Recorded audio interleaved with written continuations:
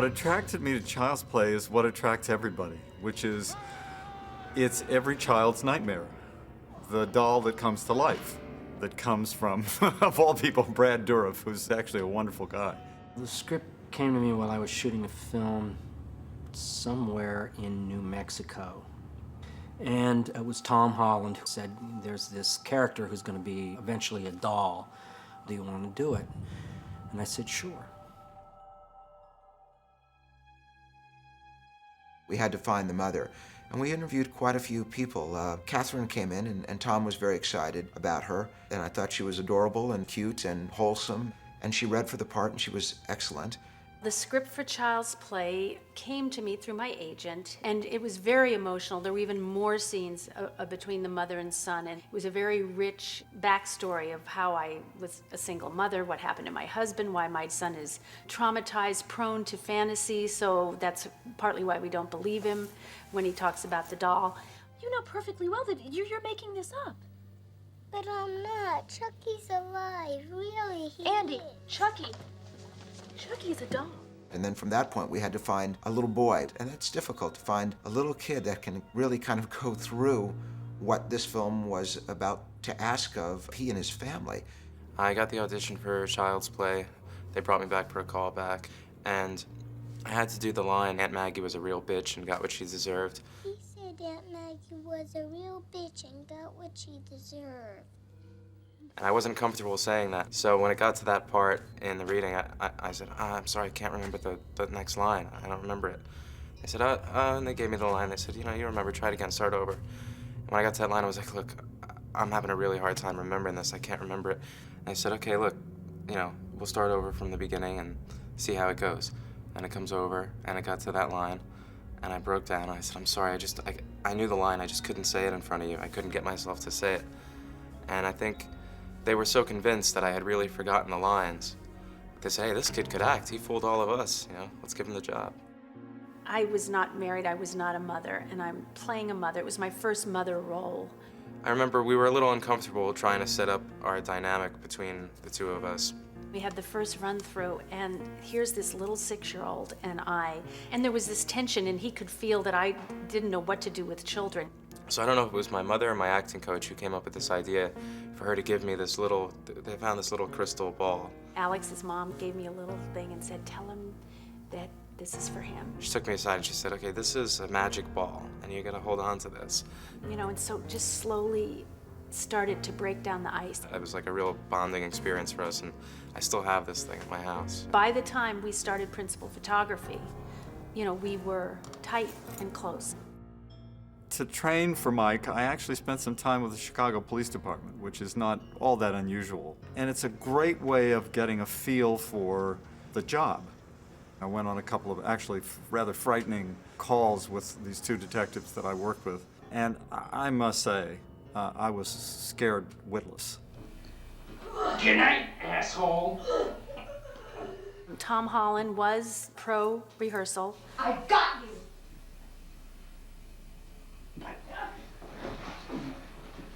You stupid bitch, you filthy slut.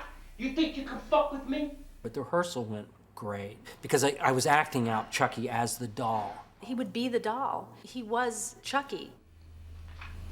Andy, stop her. I'm your friend to the end, remember? This is the end, friend. Action! Production started off in Chicago. We had no place to work because it was only a couple of weeks, so we had to work out of our hotel room. I remember I had boxes of dolls all over the place. We had to set up for the whole scene at the very beginning of the film where the toy store just explodes. That was fun. We filmed that winter. We started New Year's Eve. And cut. We did a fair amount of night shooting in Chicago during the coldest part of the winter. I had to do my stuff as Charles Lee Ray, and that just involved a lot of running in very cold weather. Don't leave me, God, no! There was a scene in which Catherine Hicks, who plays Karen, gets into a cab, and I try to stop her. You hear me? You don't want to go down there at this time of night? I walk out of the door and I go to stop her, and literally I walked out and I went, my vocal cords froze in my throat. All the exteriors were done in Chicago, but the interiors were really done back in Culver City on the lot there. We got back to LA and I thought, well, here's the doll. Working on the set with all the cool stuff that they had to make Chucky and all the different sets that they had was the coolest thing for me. It was really exciting just to do all these things, you know, with people that were so incredibly versed at doing these effects. Kevin really asked a great deal of his crew and really pushed everybody to the very end to try to make the doll do things that was demanded of it in the course of the production. It took a while to find his character, too. It was the first time we ever did it, so, you know, the puppeteers were adding to this. So it took us almost the whole film just to figure out who he was. How about a sneeze? I like that. Ready?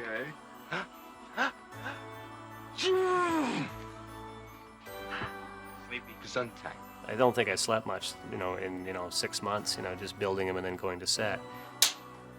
Ready? And action. Alex Vincent was very mature for his age. David Kirshner was concerned that we'd get Chucky on the set and how Alex would react to it. They took me into this room, they showed me that I met the 9 puppeteers, or 7 or 9 puppeteers that operated him, and I thought it was the coolest thing. We were able to, you know, show him how Chucky worked, you know, behind the scenes. You know, we pulled up his shirt and we showed him, you know, the mechanisms, and we showed the puppeteer working. And he was great from the, you know, he never looked at it and was frightened of it. He was a great kid to work with and he had no problems. I think the most popular question that I've been asked my whole life is if I was afraid making the movie. And I always say, you know, when they said cut, he stopped trying to kill me. So I had nothing to be afraid of. I am amazed in looking at it, what we were able to accomplish with very simple, rudimentary filmmaking techniques. There's a scene where Chucky's walking down a hall, and you know what you don't see is that there's a dolly that's being pushed as the camera's on him as he's looking back and forth across this hall, and it worked incredibly well. Sometimes we would use a version of the house that was 30% larger. So when we put a little person in a costume, that little person looked like he was much smaller. Several times we used Ed Gale. He's about 10 inches taller than Chucky. We would come to the shop and he would study the doll because we decided if he just moved fluently, we could not mimic that. The wonderful actor that played Chucky as a little person studied what Kevin was doing with the movements of the doll and tried to capture that movement in his movements. We used him in scenes like when Chucky gets caught on fire, he runs around. It's a 30% bigger stage, so Ed was about 30% bigger than Chucky, so they literally built an entire living room stage 30% larger. Okay. All right, you're out. Stop. I did work a lot with various mock-ups of the doll. There's a scene in which the doll attacks Detective Norris in the car, and it took weeks. I remember one day in particular where all I did was my hand on the dashboard reaching for the radio, because he ultimately grabs for the cigarette lighter to burn the doll.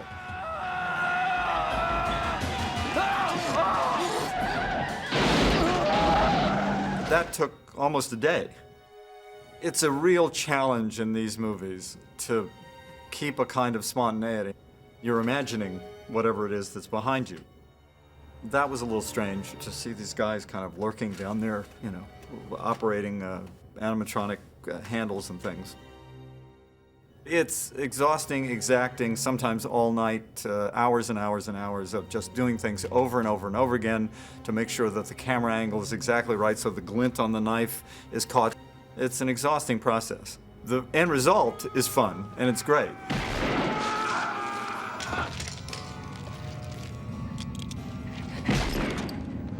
This is the best blood in the business. It's called, he calls it real blood, R-E-E-L. And I'm not kidding. They use it in all the movies. In terms of my acting, I would substitute for Chucky a snake, like I hate snakes. I would just make myself afraid by thinking it was a snake under the sofa. I had already heard the name Kevin Yeager, and I'd seen you with the puppeteers, and I thought, oh my God, he's so cute. minutes. I had one scene left. And I saw him sort of go out the door, you know, way at the end of the soundstage. And I thought, I wonder if he stayed to watch me. That's my first time I saw you. And you were in love instantly? Uh-huh. You were. You don't remember meeting me the first time. I walked up, Miss Hicks, and I handed you the doll, and you were hot. In the middle of all of that, horror, death, blood, violence, two people found each other. And we're still together. Yeah, 17 years. There was a whole cut of the movie where Tom brought in an actress to do the voice of Chucky. They were just going to replace my voice stuff. Just let me be Charles Lee Ray, and they were going to do the voice. But it totally didn't work. Even though Brad Dourif played Charles Lee Ray in the prologue, there was a whole cut of the movie, and it's really funny because Chucky sounds gay. By the time they came back to me, they were a little on the desperate side. You know, when I came here learning all that stuff about how to beat death, I thought maybe you were pulling my chain. I went back to what was that I had done originally in the first rehearsal. You mean I have to live out the rest of my life in this body? When I ADR'd it, it was very difficult. I said talk to me, damn it, or else I'm gonna throw you in the fire! You stupid bitch! You filthy slut! Did you fuck with me? There's like 2 or 3 days of losing your voice. Because Chucky's always really gets his in the end. Andy, no, please. We're friends to the end, remember? This is the end, friend.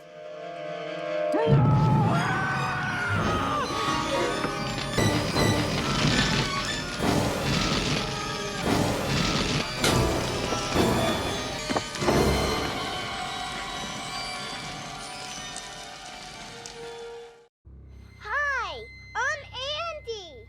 What's your name? Hi, I'm Chucky, and I'm your friend to the end.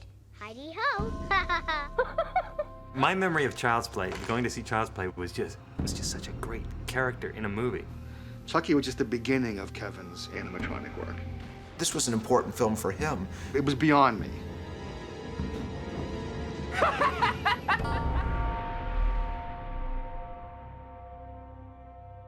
I got a call from David Kirshner. I had just finished Nightmare on Elm Street 3, I think.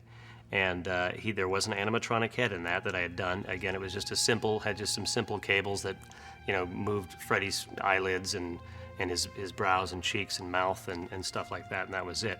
So he looked at that, and I came recommended by Rick Baker, who had won an Academy Award recently for American Werewolf in London. Kevin, I think, was younger than I. I think Kevin was 24 and was beginning to establish himself as the go-to guy for this kind of thing, and he certainly did. I think this helped, as well as Freddie with the beginning of his career, that he was the guy that did both of those.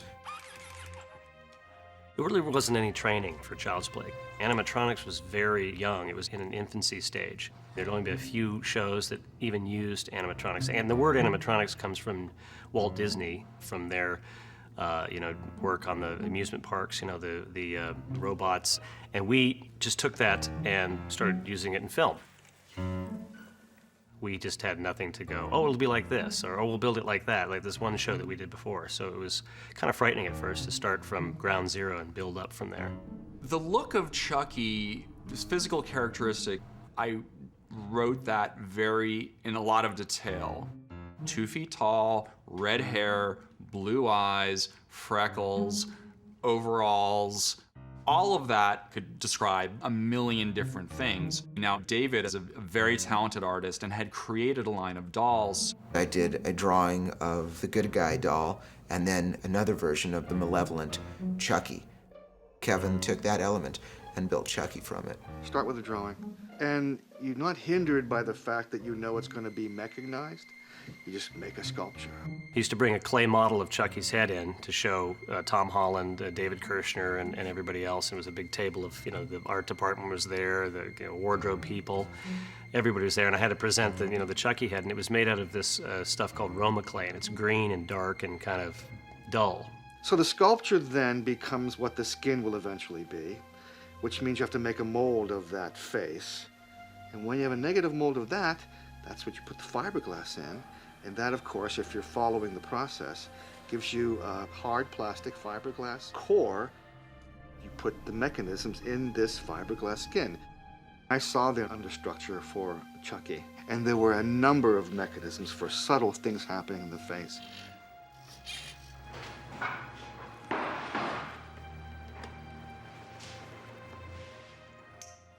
In one head, it could look sweet, and then it could instantly get angry, and and those little tiny features would suddenly become devilish. There's one puppeteer that just does the eyes. His job is to blink them, move them left and right, up and down, all that stuff, and that's it. Then you've got a guy that does the brows and the cheeks. You have another guy that just does the mouth. So he's doing the jaw with a mechanism that goes on his head. Maggie. Yeah, Aunt Maggie. Aunt Maggie. They put an L-shaped bracket in the jaw, so we could do that movement. This is the most intricate head. We put a test skin on it for now, just with some flesh tone on it. Amen. So we could practice with it. It's probably one of the most difficult things because Steve's got to coordinate jaw movement with lip movement to get him to pronounce A-E-I-O-U and all the vowels. I-O-U. And then he moves the lips with little joysticks with his fingers.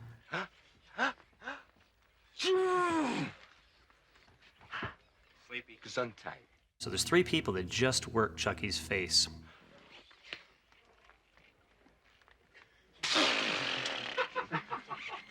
Did I get you wet?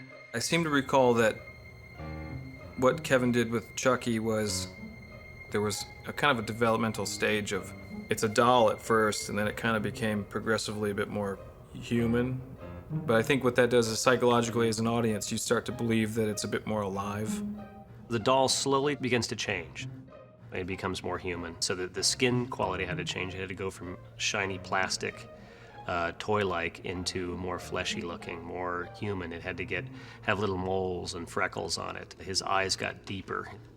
The eyes went from that sweet kind of sparkling blue to almost this translucent blue. And Kevin came up with that. Brad has great piercing blue eyes, so we wanted to replicate that. They immediately almost suggest something evil because you can almost see through the blue. We even talked about putting beard shadow on him, but we decided against that, go mustache or something, but we opted not to do that. It follows the line of thinking that we teach the special makeup effects students. What do I need to see to make me believe that what I'm seeing is really happening? So if you can give life to this piece of rubber, the impression of life is there. Within the makeup effects world, there is kind of a community of artists that are constantly kind of pushing the envelope for the majority of things. So you do different techniques. I remember being in Kevin's shop and being impressed by the work that was there. And I remember him showing us the walking Chucky. We had a servo puppet, and what I mean by that is it's little tiny motors that people use in radio-controlled hobby cars or boats or planes. We take those little motors and we put them inside, the body. Today, if we're building any kind of animatronic character and it has a flaw in it, you know that the digital guy can come back later and fix it. Back in the 80s, there was nothing like that. So everything had to be perfect because it couldn't be fixed by CGI. We were nervous the first 2 weeks, but after the guys got a little relaxed, they began to goof off and began to kind of do things on the fly. They could come up with spontaneous moves, and if Tom Holland was watching a rehearsal and he saw something that they did on almost like as an accident, he would say, hey, repeat that, do that again.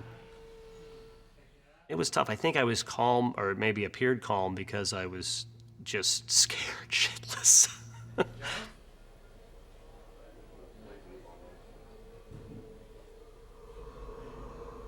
Hi, it's me, Chucky. What do you think?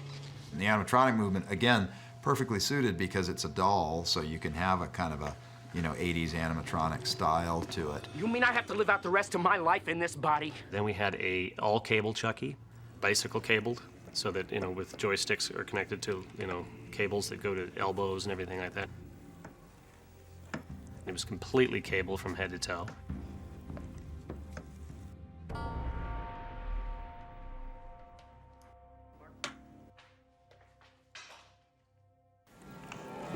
Give me the power, I beg of you. A rod puppet Chucky, one guy that, again, that held the body, you know, he supported the doll as well. So he did the head and the body. And he had the two arm guys. So he was like a half puppet.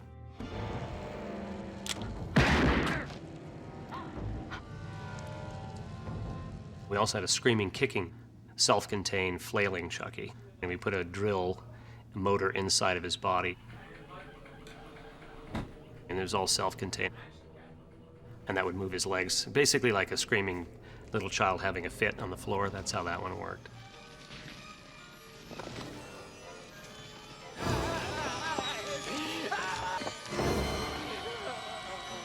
Now, if you were going to use a little person as an actor in a costume for certain shots, then you have to do a life cast of that actor, and then take all of your physical attributes of what the outer character is and make a costume. I thought that the moments with the little person in the costume and overscaled sets to make it the right size were great, because it really kind of opened it up, and suddenly there's this thing, you know, running and scrambling. Great use of mixed bag approach. The value of having physical pieces in front of actors is quite important, and many directors still value that. It was really a fun process, and even fun to discuss it now as to what we tried to do to bring Chucky from this very gentle form to something that would truly terrify people 20 years later.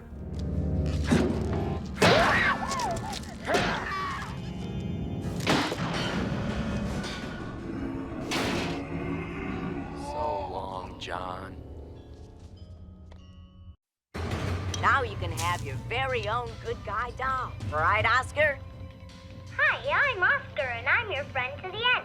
Heidi-ho! Wow! By day, children imagine and pretend, but by night, they have the darkest imaginations in the world. I wanted to write something that was a dark, satirical look about the world of children's marketing. Chucky is a doll. He's made of plastic and stuffing. Now, you don't really think that Chucky is alive, do you? It was really fun to make it something dark and evil. Hi, I'm Chucky. Wanna play?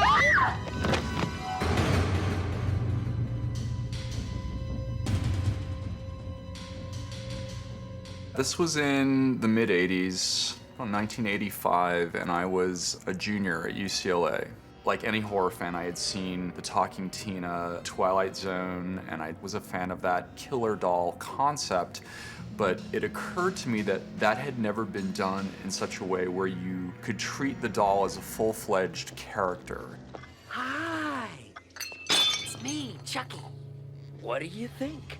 I had been in London with my wife, and I had read a book called The Victorian Dollhouse Murders because I was fascinated by dolls. They scared me. And I said to the woman that was running development for me at the time, that I would love to do something with dolls. And she said that there was a script about 6 months ago called Blood Buddy, written by a young, talented writer, but it had not sold.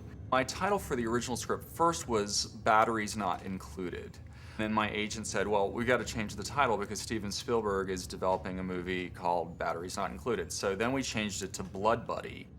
David read the script and liked it, and he bought it. I think everybody was pretty shocked that this was what I wanted to do next. I had started off as an illustrator for Jim Henson, and then I did An American Tail. Disney had just signed me to a deal and thought that I would do family entertainment and animation for them. The first project that I bring to them is this project that would become Child's Play. In my original script, a doll is actually a sort of supernatural manifestation of the boy's id. So the doll is specifically going out and striking out against the people that this kid feels this unexpressed rage toward. One of the features of the dolls that didn't make it to the final film is that they have synthetic blood in them, so that if you play with the doll too roughly, the latex skin will break and then it will start to bleed, and then you have to go out and buy Band-Aids. In a rite of brotherhood, the little boy cuts his thumb and the doll's thumb and mixes their blood together, and it's after that that the doll comes to life. It's what I always call the Frankenstein moment, what brings something to life. And Don's Frankenstein moment was the idea of the blood ritual. I really did like the idea of the story, but there were elements to me that were missing. But what was very important to me was to really give more of a specific to the central villain of the story. Hello, Andy. The first thing that happened was David attached Tom Holland to the project. Tom Holland had written and directed Fright Night, and that was really good. So I was very excited. For a long time, one of the most frightening memories I had was as a small boy being afraid of my toys. And there's been all the publicity recently on these new animatronic dolls. And the idea of writing a story about a little 6-year-old boy who insists his doll is alive, I thought was fascinating. Tom went off and rewrote it, and then they brought in a writer named John LaFia. When I got hired to do it, I went to Toys R Us, and I spent a whole afternoon there looking at all the dolls and all the ones that could talk to really see how many things could they say. Hi, I'm Chucky, and I'm your friend to the end. Heidi-ho. There were some significant changes between my original script and the final version of the movie.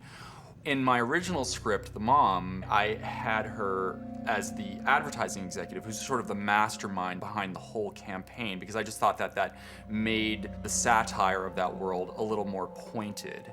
For our director and the other writer, John LaFia, the idea of her being a single mother that was struggling was very important because she couldn't afford to buy the doll. That was important, that she was recently divorced. The kid was having issues because of that, and we don't know, is this kid unhinged? Mommy, I know who is on the kitchen counter. Andy. Who, Andy? I thought I told Who? Chucky. Your doll? I felt that there needed to be more of a backstory with something malevolent that would possess this doll to be so evil, and that was the soul of the serial killer.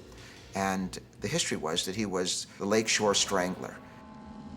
Fundamentally, the biggest changes was really the addition of voodoo. Tom Holland felt that the character of Charles Lee Ray had a fascination with voodoo, and that at the moment of death, he would pass his soul into this doll.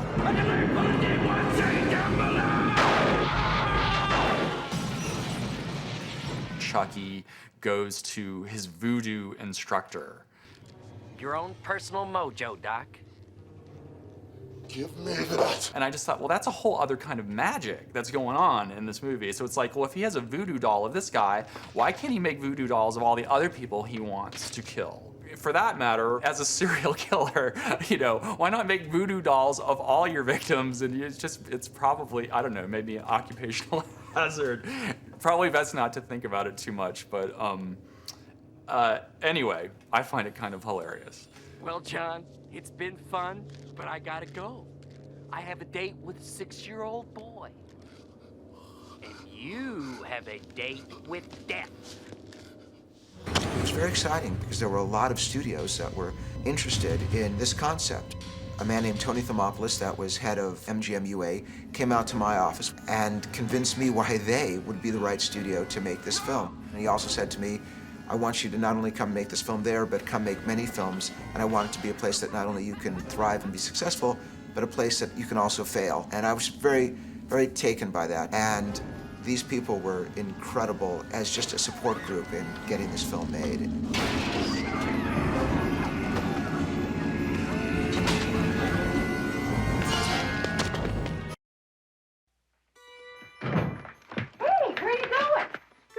On TV.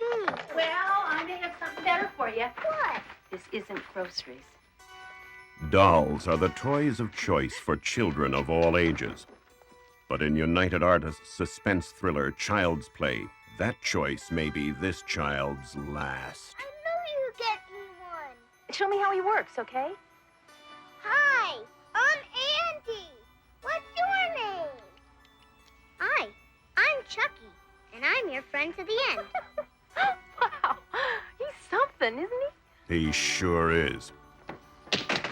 He's something more than the battery-powered doll that he appears to be. He's something evil. Andy, look! Now, you don't really think that Chucky is alive, do you? But he is. Andy, stop it!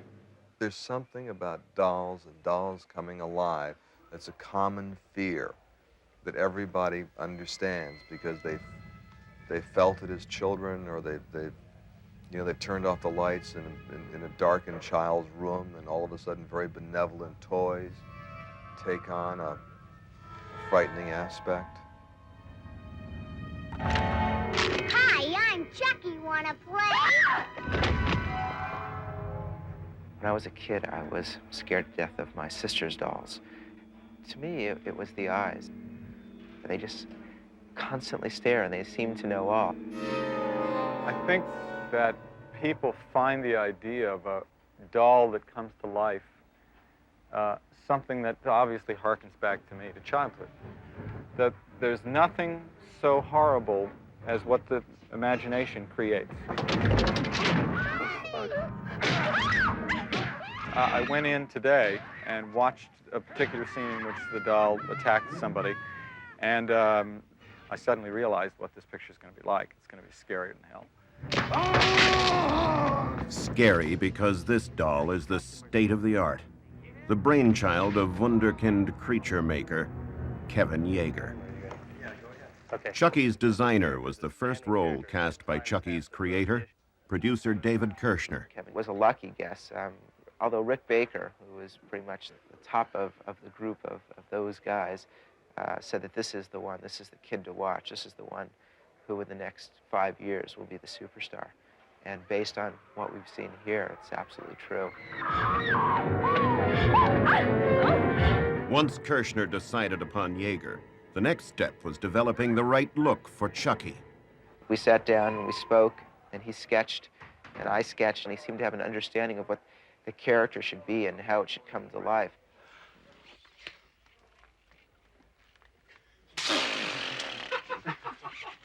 Did I get you wet?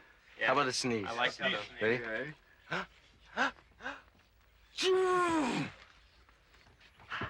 Sleepy. Gesundheit. 9 different animatronic dolls were designed, including the flailing Chucky, the demonstrative standing Chucky, and the walking Chucky. This is the most intricate of all the puppets. There's so many instances where the doll has to walk completely on its own without any kind of limited movement in how many steps it takes. This thing can take up to probably about 10 feet within different shots. But in every case, the key to Chucky's personality was the design of his face and head. The eyes do exactly what our eyes do. And with the lids, we can bring his brows down in the middle, or up a real sad sort of look. This is the most intricate head.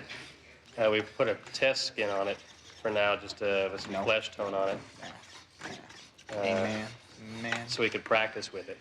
It's probably one of the most difficult things because Steve's got to coordinate jaw movement with lip movement to get him to pronounce A-E-I-O-U and all the vowels.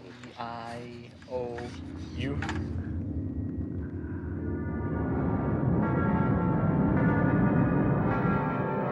Give me the power, I beg of you!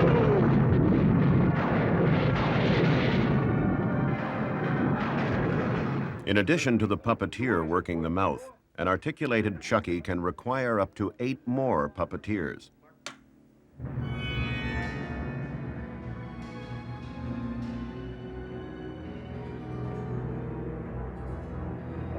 Chucky, batter up. When? Good, great. That's the best. This is probably, as far as I know, the most sophisticated puppet movie ever done. I mean, you really believe Chucky is alive sometimes.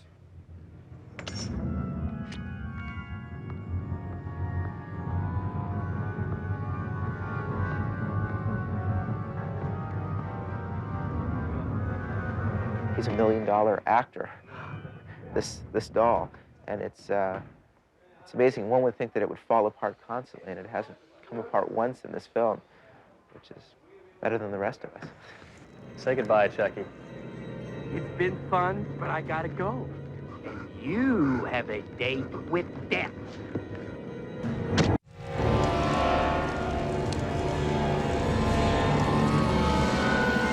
Hello, Andy.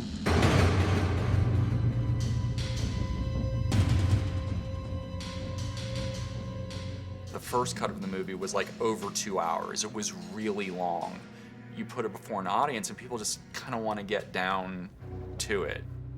I went in with a wonderful, wonderful editor by the name of Edward Shulka, who has since passed on, and we recut the film. So then David started having me over to his house and showing me cuts of the film, sort of like, you know, asking my opinion. And it was really a great education for me, and I think a sort of big step in the process of my professional relationship with David, because I think he started to really value my opinion and my input at that time, and we continued to work together on all of these movies. After we had done our cut, there was no time to test it again. So it was very frightening to release the film. There was going to be no premiere of any kind. And what I did was I rented out the Academy on Wilshire Boulevard. I took every box that had the good guy's image, and I had plastic versions of Chucky as well. And you had to walk through a tunnel of all of these dolls surrounding you, which was just kind of creepy without even knowing what the film is about, to get into the theater. And then I had all of the art from the film, my drawings, all these things that just made it look like, you know, oh, this was so important. We began what became a tradition for all 5 films, where we would first stand in line, we would just sort of be incognito, as if we had nothing to do with the film, and, you know, would say, hey, I hear this movie's really scary. You know, oh yeah, I hear it's scarier than Nightmare on Elm Street. Really? Wow. And people would start going, blah, blah, blah. We would plant ourselves in the audience, and moments before a scary scene was going to come up, one of us would inevitably scream, and your timing would have to be perfect, because if you were off, you would just look like you're insane. And Don made fun of me for many years because I screamed something about a torso that was cut in half or something. You went, oh my God, a torso! Like, I just dismembered torso. What an odd thing to say. But it helps, though, because it really creates a kind of ripple effect in the audience, where we would always be ground zero. When the film was released, I remember it opened at Grauman's Chinese Theater, and it was exciting. When Child's Play came out, my grandfather bought out one of the theaters by my house. It's the first time I saw it. It wasn't scary at all to me. You know, I knew everything about it. And I walked out of there, and everyone was cheering and making this big whole thing about it. There was a real strong kind of public reaction to it. The movie's about some of our darkest nightmares as children. I don't think people were expecting to be that freaked out. The media was beginning to pick up on this pint-sized little murderer and use his name in the course of current events. Just the fact that people were beginning to talk about it like that, it said to me that there really was something here. It's definitely grown over the years. I mean, Chucky's an icon globally. The fans for Child's Play and the fans for all horror movies are incredible. These horror conventions, the people that come out to it, they are so passionate about horror movies. I think the fans of the Child's Play series have been really supportive to me, and they really enjoyed my character in the first few films. I do go to conventions every now and then, you know, and, you know, I get little kids who, you know, are more curious about him and ask questions, you know, how he works and things like that. I know people react to Chucky, but oddly, I've never felt like it was me.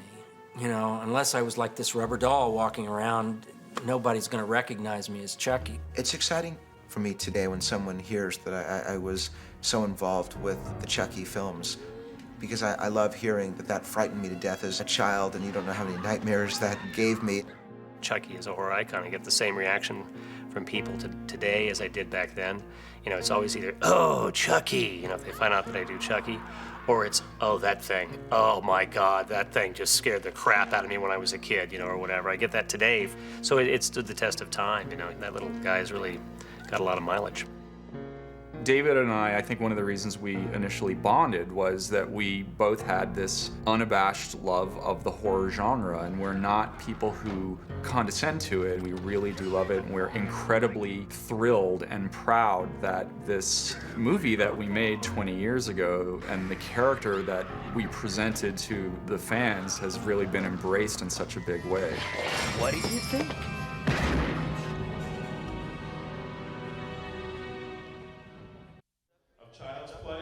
Starting with the boy that was terrorized by Chucky, Alex Vincent.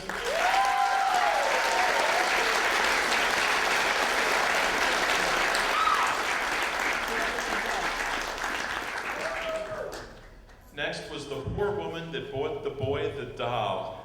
Catherine Hicks.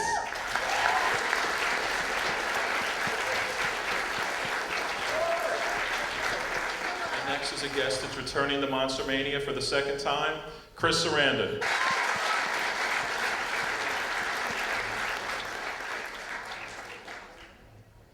Okay, what we'll do is we'll just get started. If you would like to ask a question, please raise your hand, and one of the people with the microphones will come over to you. When that doll actually started moving, was that at all like creepy for you? You have to understand that this doll was probably, what, 10 different dolls? Yeah. In 10 different forms? With 12 puppeteers. Also, there was 10 people of them? underneath it, moving it around, and people moving its hands, people moving its head. There was no way you could actually feel intimidated by this bunch of wires and armatures and latex. When they said cut, he didn't try to kill us anymore. So. Yeah. But really, there were 12 guys on a big dolly, every time Chucky moved with all these cables, and it was really amazing. Although it was a little surreal the first day. I was talking today with the people who were making the DVD about the first day I walked onto the set, and they had a little person dressed up like Chucky in an oversized set, which is what they did some of the time for long shots. That was a little strange. I mean, not for the fact that it was a little person, but just the fact to see this person on this oversized set, it sort of, And also sometimes, they'd say cut, but Chucky, the machine wasn't quite turned off yet, Right. and so this little guy would be moving, and that was sort of weird. Right. I think if the puppeteers had any chance to mess with us, they took it. So. Yeah, they would do a lot of playing around by the puppeteers. Who else has a question? I think I can speak on behalf of everybody. They couldn't have picked a better voice for Chucky. Brad Dourif.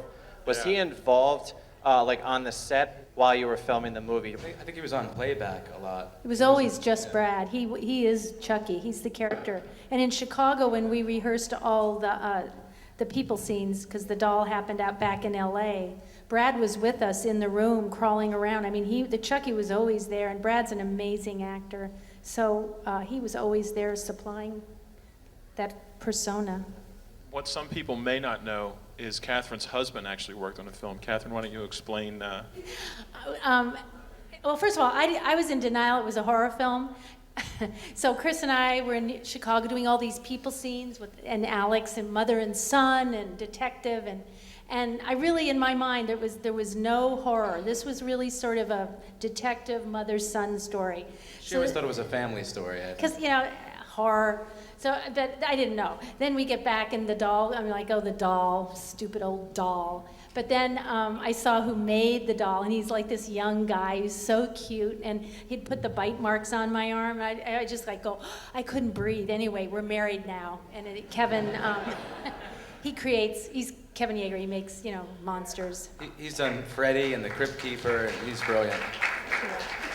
And he's the first one who did say, Kath, Chucky may get asked back more than you. And I was like, no, I'll be in the second film.